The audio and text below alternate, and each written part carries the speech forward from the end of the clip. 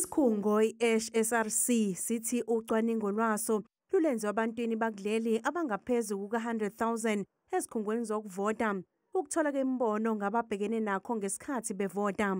Isikhungo sithi nakuba singeke siqhathanise ukhetho lwalonyaka nolwango-1994 kodwa abantu bakhombise isasasa elikhulu kulolu khetho uma ubheka isikhathi abasime emgqeni belinde ukuvota. The upswing we've seen is a significant one. It's the highest one we've seen since 2009. So certainly the highest we've seen in 15 years. 15 years. Whether it's higher than in '94, difficult to say.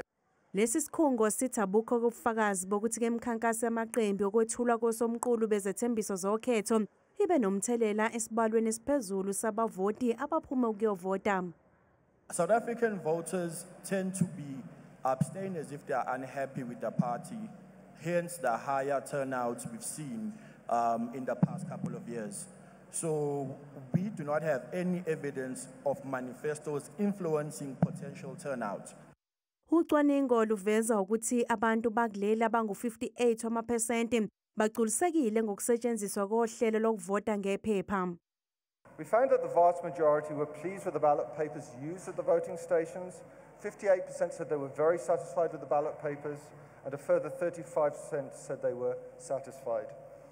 Kusenjalo i-IEC iqinisekise ukuthi ke izibalo ezigcwele zizodedelwa ngempelasonto. The Commission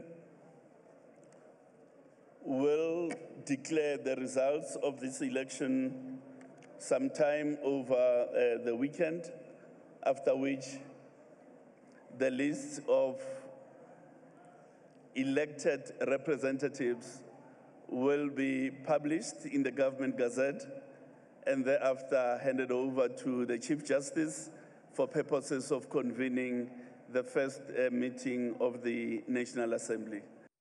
Kanti amaphoyisa esifundazweni KwaZulu-Natal athi liyaqhubeka uphenyo mayelana nebhokisi okubikwa ukuthi lilahlekile ebelivela kuWard 14 kumasipala waseMhlathuze enyakatho esifundazweni.